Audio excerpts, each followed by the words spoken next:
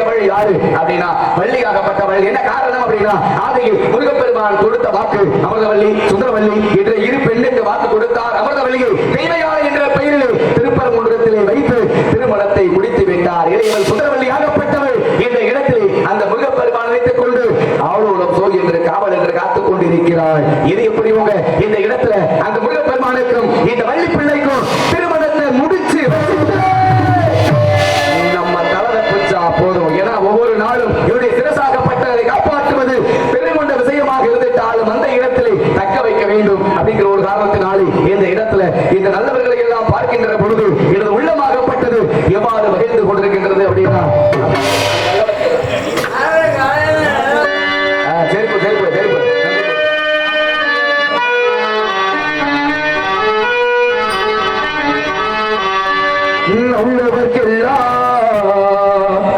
நல்லவர்க்கெல்லாம் சாட்சிகள் என்று ஒன்று மனசாட்சி ஒன்று தெய்வத்தின் சாட்சியம்மா. நம்பிக்கை வைத்து கண்ணையும் பார்த்தால் தெய்வத்தின் சாட்சியம்மா. அதுதான் உள்ளத்தின் சாட்சியம்மா. அதுதான் உண்மைக்கும் சாட்சியம்மா. நல்லவர்க்கெல்லாம் சாட்சிகள் என்று ஒன்று மனசாட்சி ஒன்று தெய்வத்தின் சாட்சியம்மா. நம்பிக்கை வைத்து கண்ணையும் பார்த்தால் தெய்வத்தின் சாட்சியம்மா. அதுதான் உள்ளத்தின் சாட்சியம்மா. அதுதான் உண்மைக்கும் சாட்சியம்மா.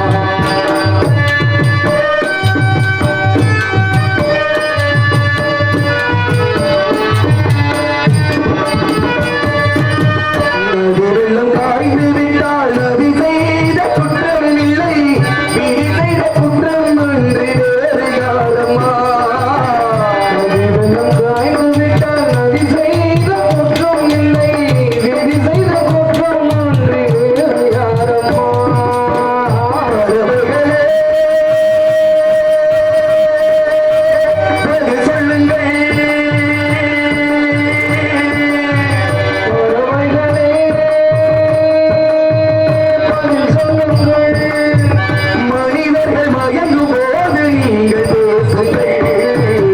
மனதுக்குள் மனது கொஞ்சம் போது செல்லுங்கள். இந்த நல்லவர்க்கெல்லாம் சாட்சிகள் என்று ஒன்று மனசாட்சி ஒன்று தெய்வத்தின் சாட்சியம்மா. தெய்வத்தின் சாட்சியம்மா.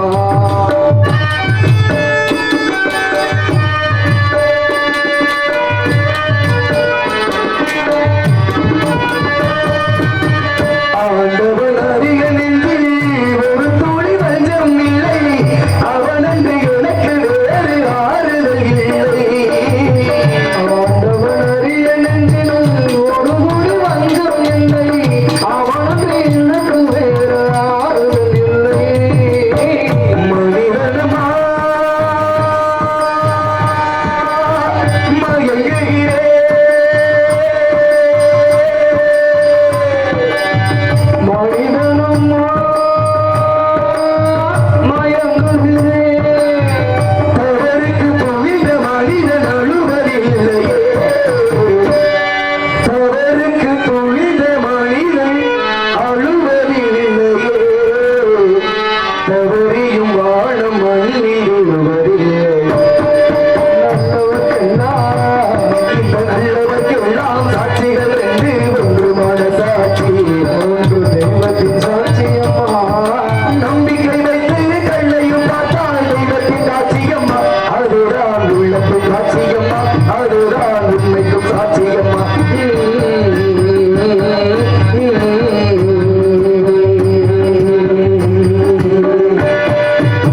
ஆகவே இந்த இடத்திலே இந்த நல்லவர்களை எல்லாம் பார்க்கின்ற பொழுது இது உள்ளமாகப்பட்டது இவ்வாறு மகிழ்ந்து கொண்டிருந்தாலும் இந்த சின்னஞ்சிறு கலைகளை பாராட்டி அன்பளிப்பு அளித்து பெருமை சேர்த்த அன்பு ஐயா அவர்களுக்கும் அங்கவர்கள் குடும்பத்தார்களுக்கும் இது சார்பாகவும் எங்களது கலைக்குழுவின் சார்பாகவும் கோடான கோடி நன்றி நன்றி நன்றி நன்றிக்கான வணக்கத்தை தெரிவித்துக் கொண்டு அதே போல 4 பேர் போன பாதையில் போக வேண்டும் அப்படின்னாங்க. அப்பர் சுந்தரர் மாணிக்க வாசகர் திரிகால சம்பந்தர் 4 பேரும் மெச்ச வாழ வேண்டும் அப்படின்னா மாதா பிதா குரு தெய்வம் தன்னை 10 மாதம் 300 நாள் சுமந்து இந்த உலகத்திற்கு நம்மை முதலாக கொண்டு வரக்கூடியவர் யாரு அப்படின்னா நம்மை பெற்ற தாயாகப்பட்டவள் அன்னவரைத்தான் முதலாக வணங்க வேண்டும் அப்படின்னு சொன்னாங்க. இன்னைக்கு பெற்ற தாயை வணங்குறது என்ன நினைக்கிறது கூட கிடையாது. அம்மா உயிரோடு இருக்கும் பொழுது 5 ரூபாய்க்கு வர வாங்கி கொடுக்க மாட்டான். ஆனா இறந்த வெடி வாங்கி வெடிப்பான். அதே போல சரி பாருங்க பாருங்க பாருங்க.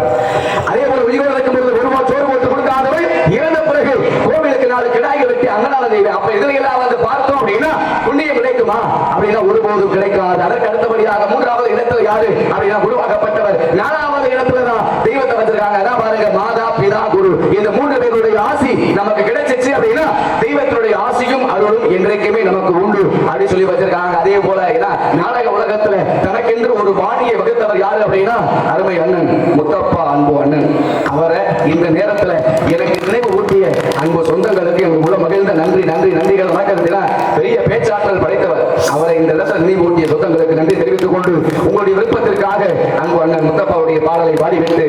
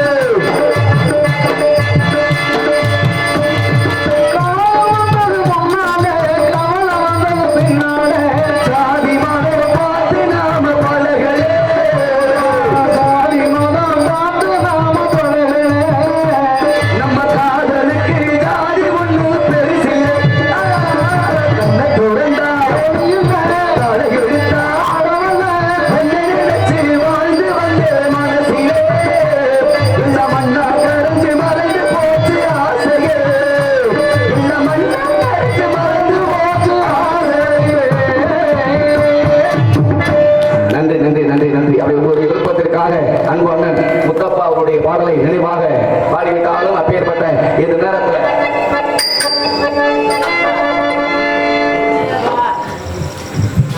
நீண்ட இடைவெளிக்கு அப்புறம் எனது அருமையான முத்தப்பாயை ஞாபகப்படுத்தியிருக்காங்க. நாரதராய் நத்துக்குறன் செந்தில்குமார் அவர்களுக்கு 50 ரூபாய் 50 ரூபாய்.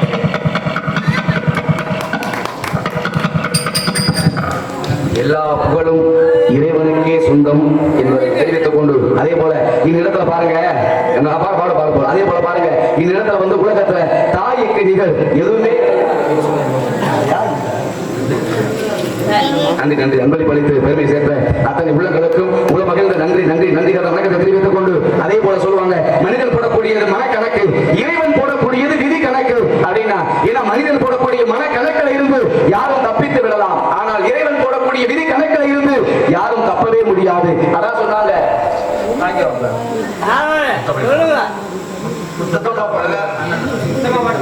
முத்தப்பா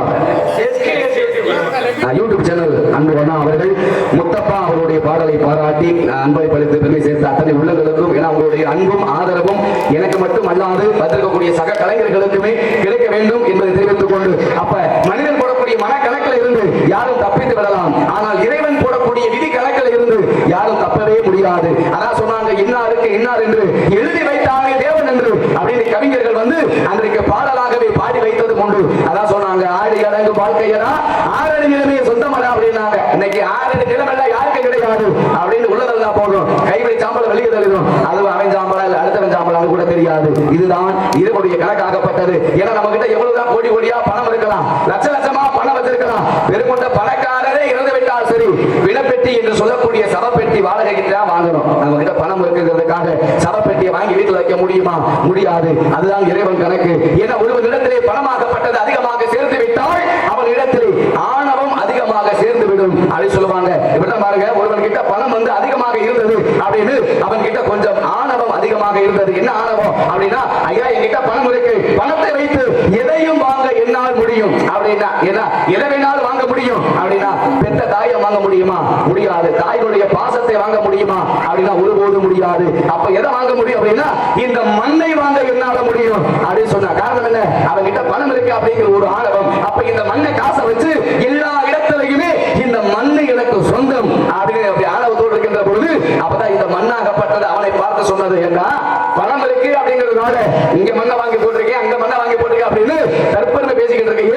என்னை நீயாடா வாங்கி போட்டிருக்க, உங்க பாட்டனை நான் தான் வாங்கி உள்ள போட்டிருக்கேன், உங்க அப்பனை நான் தான் வாங்கி உள்ள போட்டிருக்கேன், அடுத்து இன்னைக்கோ நாளைக்கோ உன்னை நான் தான் வாங்கி உள்ள போட போறேன் அப்படிங்கிறது இந்த மண்ணாகப்பட்டது சொன்னது. அதான் சொன்னாங்க, அப்ப இந்த உலகத்துல வந்து மண்ணின் மீது மனிதனுக்கு ஆசை, மனிதன் மீது மண்ணுக்கு ஆசை அப்படின்னா கடைசியில எது வெற்றி பெறும் அப்படின்னா இந்த மண்ணு தான் வெற்றி பெறும். ஆனால் அதை மனம்தான் உணர மறுக்கும் அப்படின்னு அன்றைக்கு கவிஞர்கள் வந்து பாடலாகவே பாடி வைத்ததும் உண்டு. அதே போல இந்த மண்ணில் பிறந்த மனிதனுக்கு பிறப்பு என்பது தெரியும், இறப்பு என்பதும் தெரியும். ஆனால் எப்ப எந்த ஒரு சூழ்நிலையில் மனிதன் இறப்போம் அப்படிங்கிறது மட்டும் யாருக்குமே தெரியாது. அதான் சொன்னாங்க, சாகக்கூடிய நாள் தெரிஞ்சிருச்சு அப்படின்னா வாழக்கூடிய நாள் நரகம் அப்படின்னு சொல்லுவாங்க. ஏன்னா ஒரு நாளைக்கு மனிதன் விடக்கூடிய மூச்சு எத்தனை அப்படின்னா 21,600 மூச்சு ஒரு நாளைக்கு விடக்கூடியது. ஒரு நாளிகைக்கு மனிதன் விடக்கூடிய மூச்சு எத்தனை அப்படின்னா 360 மூச்சு. ஒரு மனுஷன் இருக்கும் அப்படின்னா இத்தனை கோடி மூச்சு தான் அப்படிங்கிற கணக்கு உண்டு. அத்தனை கோடி மூச்சு நம்ம விட்டுட்டோம் அப்படின்னா நம்முடைய உயிராகப்பட்டதை எவனாகப்பட்டவன் எடுத்து சென்று விடுவான். அதே போல பாருங்க, இந்த உடம்பு அப்படிங்கிறது ஒரு வாடகை வீடு மாதிரி. இந்த வாடகை வீட்டுல உயிர் வந்து கொஞ்ச நாள் தங்கிட்டு போகும், அதுதான் வாழ்க்கை. அதுக்கு இல்ல பார்த்தா எனக்கு அவரை தெரியும், எனக்கு இவரை தெரியும், நான் அங்க போய் அதை செய்வேன், இங்க போய் இதை செய்வேன் அப்படின்னு. காரணம் என்ன? மனிதன் மிக மிக ஆணவம் படைத்தவன் அப்படி சொன்னாங்க. அதே போல அந்த மனிதனுக்கு எல்லாமே தெரிஞ்சிருந்தாலும் அந்த ஒன்று மட்டும் தெரியவில்லை அப்படிங்கிற ஒரு காரணத்தினாலே அந்த ஒரு மனிதனெல்லாம் தெரிந்து கொண்டான், வாழும் வகை புரிந்து கொண்டான். இருந்தபோதும் மனிதனுக்கு ஒன்று மட்டும் தெரியவில்லை.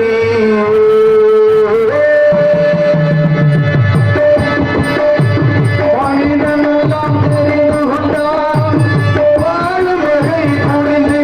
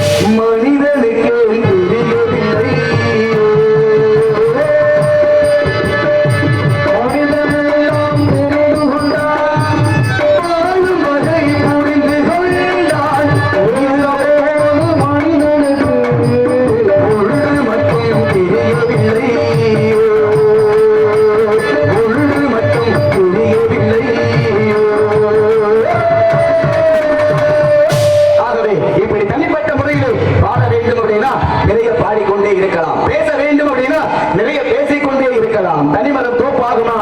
ஒருபோதும் ஆகாது. ஒரு கை தட்டினால் ஓசை வருமா அப்படின்னு கேட்டால் வராது. இந்த இடத்துல யாரை சந்திக்க வேண்டும் அப்படின்னா வள்ளியாகப்பட்டவளை சந்திக்க வேண்டும். அதற்கு முன்னாலே யாரோ ஒரு ஆடவர் அங்கும் இங்கும் திரு காவலை காத்துக் கொண்டிருக்கின்றார். வரக்கூடிய காவலாளியா யார் என்று சந்திக்க வேண்டும் அப்படிங்கிறதாலே இந்த காலத்தையும் நேரத்தையும் அனுசரித்து செல்லாதவன் மூலமரியா குரங்குக்கு ஒப்பானவன் அப்படின்னு சொல்லி வச்சிருக்காங்க. அதே போல இந்த இடத்துல அந்த கதை முறையோடு சுந்தரத்தை படித்து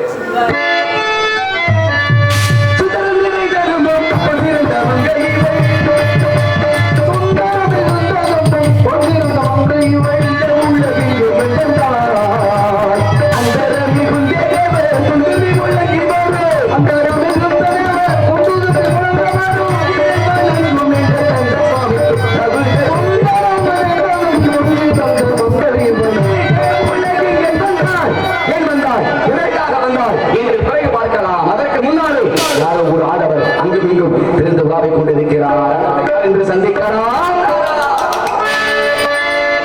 தண்ணி ஊத்தீங்களா? ஆமா சார்.